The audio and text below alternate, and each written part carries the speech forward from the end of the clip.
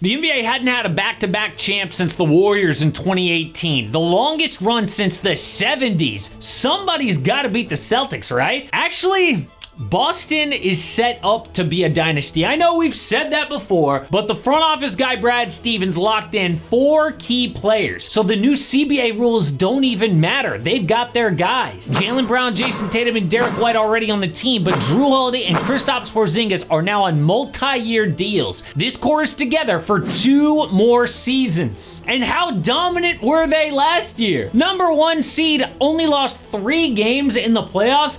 Who can beat that? Well, there's actually 3, maybe 4 teams that have a chance. Because this ain't the KD Warriors. That team had multiple all-time players. The C's, well, they've got stars, but they are beatable, especially if they go cold from 3. So who can actually pull this off? Jason Tatum has a prediction. Predict which 2 teams will be in the NBA Finals next summer. The Boston Celtics. It's gonna be a rematch. We're gonna play Dallas again.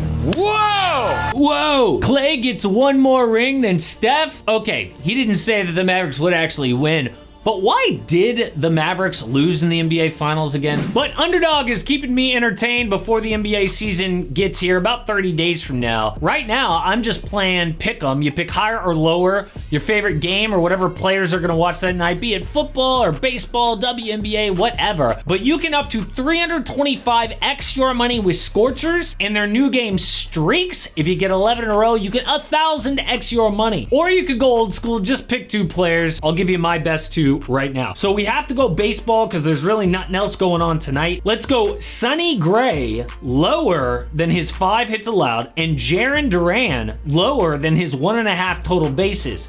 Best of luck if you were telling those picks. By the way, if you only like one of those, if you use my code AMHOOPS, you get a free square. Today, it is CD Lamb. They have promotions going on all September long. Check out this updated map to see if Underdog is available in your area. Again, promo code AMHOOPS, you get that free pick CD Lamb and up to $1,000 in bonus cash. Well, before we get to that, Tatum had a hell of a summer. Dude came off winning a title, then a 2nd gold medal. Biggest contract of all time, NBA 2K cover, but the narrative was negative? Why? Same reason as always. People wondering if he's an actual superstar. Ever since he came in the league, had success but never broke through.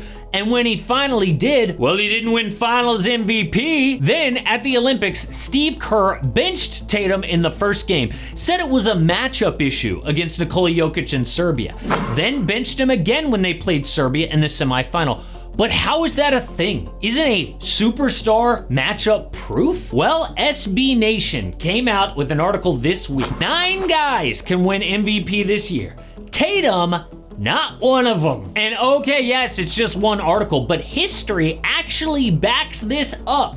Tatum was already the best player on the number 1 team and did not win. He doesn't put up Jokic or Embiid type numbers.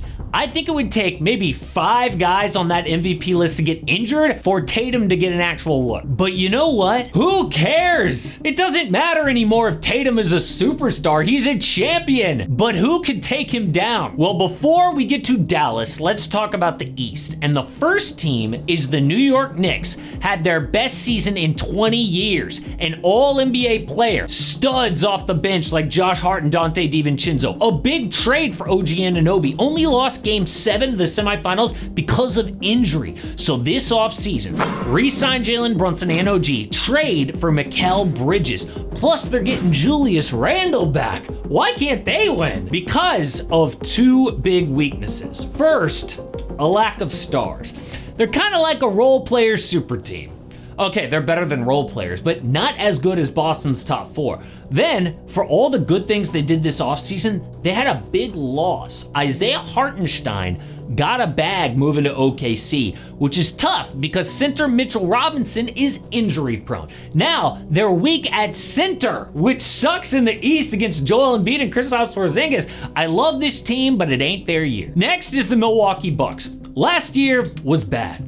But actually, it was an incomplete because Giannis hurt his calf in the first round, so we never actually got to see them play. So why did they have to fire their coach halfway through and get Doc Rivers? Because one problem never went away for the Bucks. When Milwaukee traded for Damian Lillard, they were forced to let go of Drew Holiday. So let's look at their NBA ranks in recent years. In 2021, the year they won it all, a top 5 offense and defense. 2023, the last year of Drew Holiday, 15th offense, but 4th on D again. So they gotta add scoring, right? But Dame turned them into the 19th ranked defense.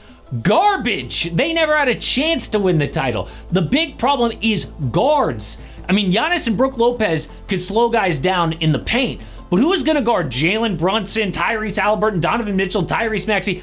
Being weak at that position, kind of a big deal in the East. So what did they do to improve it? Nothing. Nothing this offseason. So I don't want to hear people say, oh, the Bucks are underrated. Yeah, it'll be good to get Giannis back healthy, but I have zero confidence in them winning a title. But the final East team is Philly. Last year, Tyrese Maxey took a leap. Joel Embiid was down for 2 months. His sidekick kept him going. Won most improved player and backed it up, hitting big shots in the first round. Then they replaced Tobias Harris's big contract with a max for Paul George. He's a great fit. PG doesn't have to be the alpha. He works on paper, but that's what we said about Dame in Milwaukee. On paper, in reality, we've never seen Embiid get past the second round. He's always injured. And you could say the same recently about Paul George. Out the 2023 playoffs. Clips didn't even make the 2022 playoffs because he was hurt. You like Philly on paper, but they still have a lot to prove. So if no one in the East is beating Boston, what about the West? I see 3 teams with a realistic shot. First, Denver. They still got the best player in the world in his prime. They were dominant last year before the playoffs. People forget, everyone predicted them to win back-to-back. The excuse was tired legs from the long postseason run. But then they lost Kentavious Caldwell-Pope. My big question is, will Christian Brown step up? They want him to fill in for KCP, which is a lot to ask. So the next team is the Thunder. Dominant 1 seed, then by far the best offseason in the West. They added Isaiah Hartenstein and Alex Caruso. Big problem against Dallas in the playoffs was rebounds and strength inside. Hartenstein fixes that. And on top of Caruso's defense with Lou Dort, Caruso hits 38% from deep.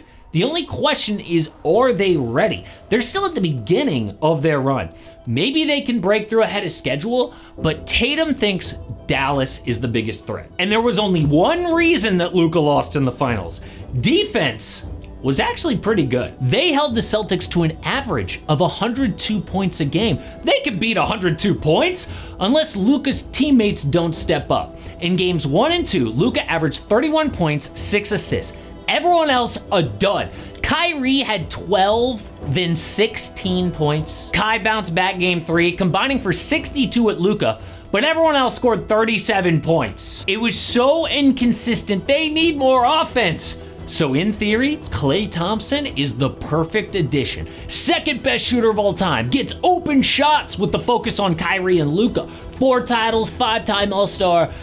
But in reality, all of that was in the past. Klay is coming off his worst season since his second year in the league. 18 points, 3 boards, 2 assists. He's 35 years old, off an Achilles and ACL injury. What are the chances Klay rolls back the clock and is consistent throughout the playoffs? Honestly, that signing might be one of the most overrated things to happen this summer. A good idea in practice, but Dallas will be lucky if it pays off. So I don't see anyone knocking off the Celtics. But the good news is, so much can change, as it always does with the long season, just about 30 days away.